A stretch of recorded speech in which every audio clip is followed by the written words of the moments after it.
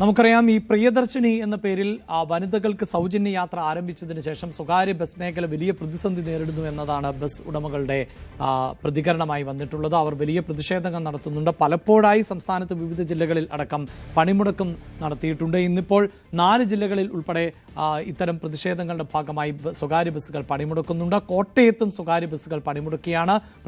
പ്രിയദർശിനി സൗജന്യ യാത്ര വന്നതോടെ സ്വകാര്യ മേഖലയ്ക്കുള്ള പ്രതിസന്ധി ചൂണ്ടിക്കാണിച്ചുകൊണ്ടാണ് ഈ സമരം. അവിടെ നിന്നുള്ള റിപ്പോർട്ടിലേക്കാണ് ഇനി. കോട്ടയത്ത് സ്വകാര്യ ബസ് സമരം ഏതാണ്ട് പൂർണ്ണമായി തുടരുന്ന കാഴ്ചയാണ് നമുക്ക് കാണാൻ സാധിക്കുന്നത്. ഒരു സ്വകാര്യ ബസ് പോലും ഇന്ന് നിരത്തിൽ ഇറങ്ങുന്നില്ല. അവരെ സംബന്ധിച്ച് അവരുടെ ഒരു ജീവിതം തന്നെ വഴിമുട്ടി നിൽക്കുന്ന സാഹചര്യമാണ് അവർ ചൂണ്ടിക്കാണിച്ചത്. പ്രിയദർശിനി ഈ സർവീസ് തുടങ്ങിയ ശേഷം ഏതാണ്ട് എല്ലാ റൂട്ടുകളിലും യാത്രക്കാരുടെ എണ്ണം വലിയ രീതിയിൽ കുറഞ്ഞ സാഹചര്യമാണ് ഉള്ളത്. ഇടറോഡുകളിൽ മാത്രമുള്ള യാത്രക്കാർ മാത്രമാണ് അവർക്ക് കിട്ടുന്നത്. അതായത് KSRTC ഇല്ലാത്ത സ്ഥലങ്ങളിൽ അവിടെ എത്തിയിട്ടും പ്രധാന വഴികളിലേക്ക് എത്തുമ്പോൾ അവർ മാറിക്കയറി KSRTC ബസ്സിൽ പോകുന്നു. അതായത് മിനിമം ചാർജൊക്കെ മാത്രമാണ് തങ്ങൾക്ക് ലഭിക്കുന്നത് എന്നാണ് ജീവനക്കാർ പ്രധാനമായും ചൂണ്ടിക്കാണിക്കുന്നത്. എന്തായാലും ഇത് സംസ്ഥാനത്തിനൊട്ടാകെയുള്ള ഒരു സ്വകാര്യ ബസ് മേഖലയുടെ സൂചന പണിമുടക്കായി വേണം കണക്കാക്കാൻ. നമുക്ക് അറിയാം, കഴിഞ്ഞ ദിവസങ്ങളിലൊക്കെ പല ബസ് ഉടമകളും ഇനി സർവീസ് നടത്തുന്നില്ല, സർവീസ് നിർത്തിവെക്കുകയാണ് എന്നൊക്കെയുള്ള നിലപാട് പ്രഖ്യാപിച്ചിരുന്നു. അതിനൊക്കെ പിന്നാലെയാണ് കോട്ടയത്ത് ഇതാദ്യമായി, ഒരുപക്ഷെ സംസ്ഥാനത്ത് ആദ്യമായി ഒരു പണിമുടക്കിലേക്ക് ഈ വിഷയത്തിൽ കാര്യങ്ങൾ എത്തിച്ചേരുന്നത്.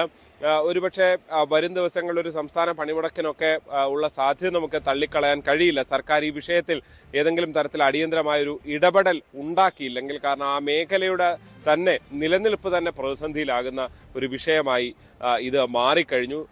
ഇപ്പോൾ പ്രഖ്യാപിച്ച സഹായങ്ങളൊന്നും കൊണ്ട് തങ്ങൾക്ക് ഗുണമില്ല എന്ന് തന്നെ, ഇപ്പോഴത്തെ പ്രതിസന്ധി മറികടക്കാൻ കഴിയുന്നതല്ല എന്നുള്ളതാണ് ബസ് ഉടമകൾ ചൂണ്ടിക്കാണിക്കുന്നത്. എന്തായാലും നിരവധി യാത്രക്കാർ വലഞ്ഞിരിക്കുന്നു. കോട്ടയത്തൊക്കെ കഴിഞ്ഞ ശനിയാഴ്ച തന്നെ ഇത് പ്രഖ്യാപിച്ചുകൊണ്ട് ഇവിടേക്ക് എത്തുന്ന യാത്രക്കാരുടെ എണ്ണം ഒരു കുറവാണ്. പക്ഷേ പല മേഖലകളിലും ഉൾമേഖലകളിലടക്കം ഈ ബസ്സുകൾ, സ്വകാര്യ ബസ്സുകൾ മാത്രമുള്ള മേഖലകളുണ്ട്. അവിടങ്ങളിലെ യാത്രക്കാർ വലിയ തോതിൽ ദുരിതത്തിലാണ് എന്ന കാര്യത്തിൽ യാതൊരു സംശയവുമില്ല.